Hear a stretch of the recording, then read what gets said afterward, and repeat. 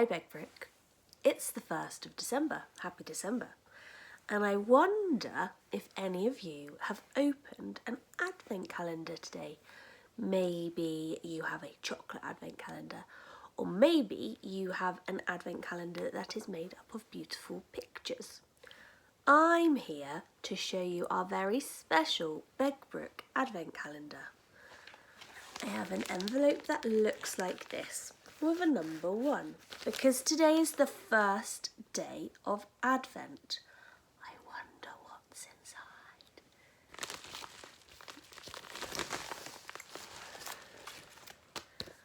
It's a book. It's a Christmassy book called Christmas in Exeter Street. And every day of December, a different adult will look inside our book advent calendar to find a different Christmas or wintry book to share with you. This is a book that I used to love reading when I was a little girl. My family all read it together. We kept it in our Christmas decoration box so we wouldn't be able to read it until December, so it was always an extra special treat. The day before Christmas Eve, Ben and Jane's grandma and grandpa came to stay at the house in Exeter Street. It was a lovely old house with big friendly windows, a holly wreath on the front door, and 3 chimney pots shaped like the crowns of the 3 wise men. Grandpa George was a tall old sailor who came in his sea boots.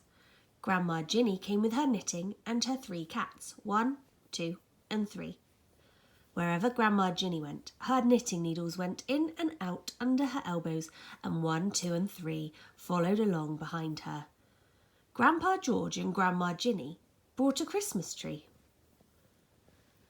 Ben and Jane's mother, Mrs. Maggie Mistletoe, showed Grandpa George and Grandma Ginny where they were to sleep. She had given them the best spare room. This had a big 4-poster bed in it. Grandpa George parked his sea boots underneath it, and the 3 cats jumped on the bed and curled up together. Ben and Jane's other grandma and grandpa also came to the house in Exeter Street. They were small and skinny and wore their best hats, a woolly bobble hat for Grandpa Angus and a beret with stars on it for Grandma Jenny. Grandma Jenny brought a jar of her special cranberry jelly. Grandpa Angus and Grandma Jenny were given the second best spare bedroom. This had a small iron bedstead in it. Grandma Jenny said, "This bed is just the right size for 2 skinnies like us. We can snuggle up together." Grandpa Angus hung his bobble hat on one knob of the bed, and Grandma Jenny hung her star-spangled beret on the other knob of the bed. Ben and Jane's friends, Amelia, Annie and Amos, arrived on Christmas Eve. Their parents had gone to Timbuktu on very important business, and so they came to spend Christmas at the house in Exeter Street. Amelia brought a basket of presents, Annie brought a big Christmas pudding, and Amos, who was only 3, brought his cuddly blanket and trailed it along behind him like a long, long tail. Mrs. Mistletoe took Amelia, Annie and Amos up to the stairs to the attic, where they found 5 beds, 2 bunk beds, 1 for Ben and 1 for Amos, 2 mattresses on the floor for Jane and Annie, and 1 camp bed with wobbly legs for Amelia. "Mind you all hang up your Christmas stockings," said Mrs. Mistletoe. Amos climbed up and down the ladder to the top bunk, trailing his blankie behind him. Just after supper, an unexpected uncle arrived. It was Uncle Bartholomew, back from Australia. Mrs. Mistletoe made up a bed for him on the sofa in front of the fire. This was just right for Uncle Bartholomew. Because it had been very hot in Australia, he was feeling very chilly. He was so cold he couldn't take off his mittens. Uncle Bartholomew brought a great box of Australian delight, which was like Turkish delight, only nicer. The next to arrive was Mrs. Mistletoe's friend Lily, who had nowhere to live. And with Lily came Lily's baby, Lily Lou. Lily slept on the small sofa in the playroom, which had been bounced on so often it was a very funny sagging shape. But this didn't matter because so was Lily. Lily brought homemade Christmas hats, each with a star glued on the front. The kitchen sink was dried out very carefully, then lined with blankets, and Lily Lou slept in there. Mrs. Mistletoe hung Lily Lou's stocking over the tap. Lily Lou brought her smile. Christmas Eve was very stormy, and the vicar's roof blew off, so he and his wife and their 4 children all came to the house in Exeter Street. "Is there any room in the inn?" asked the vicar, and Mrs. Mistletoe said, "Yes, there was." "We've brought you a carol," said the vicar, and they all stood on the doorstep and sang Away in a Manger. A bed was made up for the vicar and his wife in the bath, and a lot of cushions were piled up in the corridor for the 4 children. By this time there was quite a lot of noise in the house in Exeter Street, and the children next door, Thomas, Tessa and Timothy, came to join the party. They came in their pyjamas and they brought their sleeping bags and their Christmas stockings, and they made a camp. At 9 o'clock, 5 aunts came from Abingdon, bringing with them a big turkey and their 3 Pekingese dogs.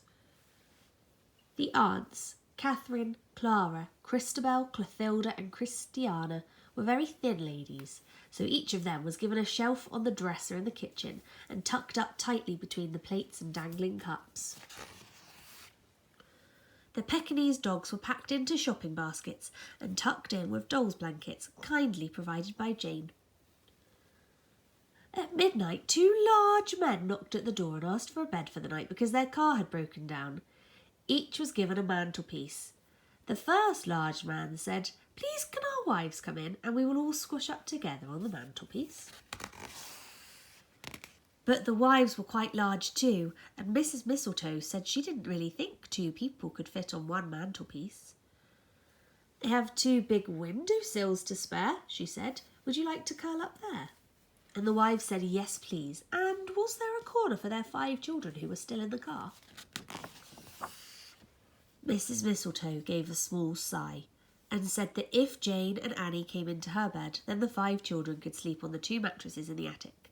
The car children bought an enormous box of crackers. When everyone was safely tucked up in bed, Mrs. Mistletoe counted the number of children asleep in the house in Exeter Street, and then she wrote a note for Father Christmas and pinned it to the front door. "Dear Father Christmas, there are 18 children here. Please don't forget anyone. Love, Maggie Mistletoe. P.S. Lily Lou is in the kitchen sink." No sooner had Mrs. Mistletoe got into bed with Jane and Annie than she heard the sound of crying at the front door. She crept down the stairs and looked outside. There on the mat was a small black cat. He brought his snow-white paws. The small black cat slipped inside and found the room where Uncle Bartholomew slept on the sofa, dreaming about kangaroos. The small black cat sniffed Uncle Bartholomew and curled up at his feet. The last person to arrive at the house in Exeter Street had a lot of trouble with his arithmetic. Father Christmas had to take off his boots and count on his toes to make sure he had remembered all 18 children. And he had, even Lily Lou. And here they all are in the house in Exeter Street. On Christmas morning, they took Lily Lou out of the sink, and Mrs. Mistletoe and Jane and Grandpa George peeled a whole sack of potatoes, and then they all had a splendid Christmas dinner. They ate the Abington aunt's turkey with Grandma Jenny's cranberry jelly, and afterward they had Annie's Christmas pudding. They all wore Lily's Christmas hats, except for Amos, who wore his blanket tied round his head because he felt happiest that way. And then they pulled the children's crackers. When dinner was over, they sat round the fire and ate Uncle Bartholomew's Australian Delight, and it was like eating sunshine. Everyone agreed that the house in Exeter Street was the best place of all to be at Christmas time. The little black cat, curled up in Mrs. Mistletoe's lap, thought he might just stay until next Christmas, and Lily Lou, snuggled up in Uncle Bartholomew's arms, waved her curly little fingers at the Christmas tree and smiled and smiled and smiled.